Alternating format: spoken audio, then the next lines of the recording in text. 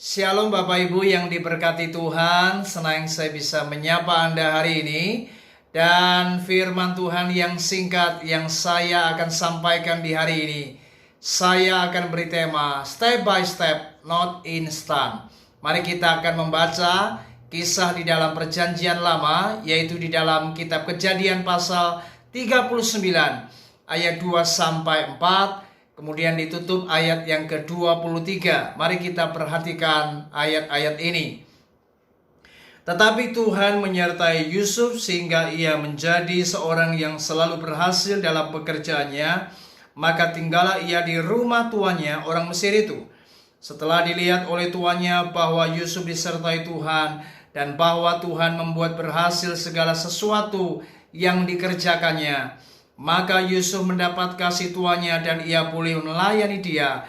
Kepada Yusuf diberikannya kuasa atas rumahnya dan segala miliknya diserahkannya pada kekuasaan Yusuf. Ayat 23, dan kepala penjara tidak mencampuri segala yang dipercayakannya kepada Yusuf, karena Tuhan menyertai dia dan apa yang dikerjakannya dibuat Tuhan berhasil. Bapak Ibu, luar biasa kisah Yusuf ini.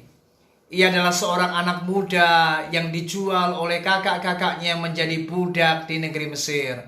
Namun firman Tuhan mencatat, Yusuf kemudian menjadi orang yang berhasil.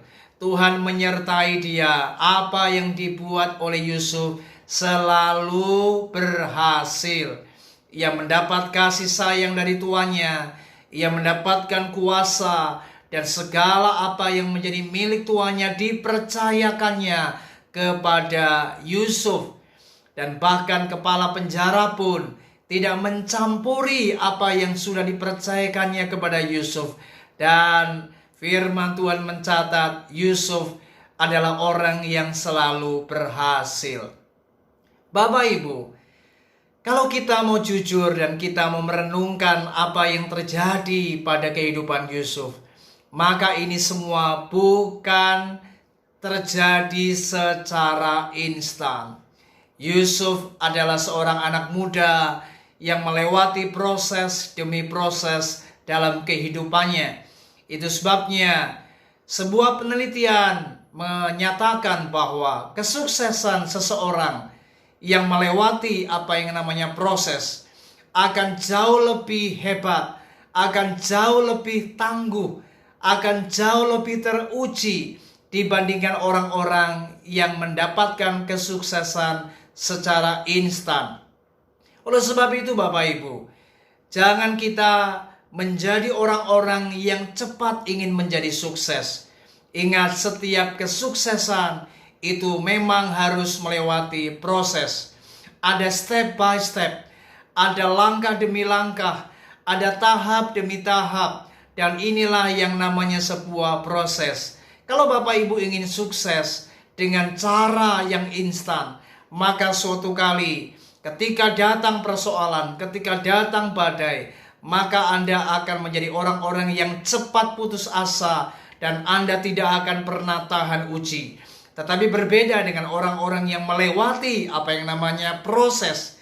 Ketika mungkin di tengah perjalanan keberhasilannya, kemudian ada yang namanya tantangan, masalah, hal itu bisa saja terjadi.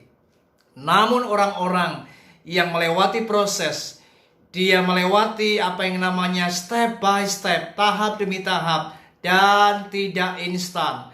Maka ketika datang persoalan, orang-orang yang sukses demikian ini, dia akan tetap teruji dengan melewati semua tantangan yang ia harus hadapi. Inilah perbedaan orang-orang yang sukses dengan cara yang instan dan orang-orang yang sukses melewati sebuah tahap demi tahap. Oleh sebab itu Bapak Ibu, belajar dari kisah Yusuf ini, bagaimana Tuhan menyertai dia.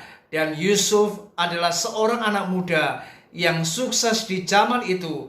Rupanya dia melewati apa yang namanya proses. Bahkan Yusuf juga sempat dimasukkan ke dalam penjara.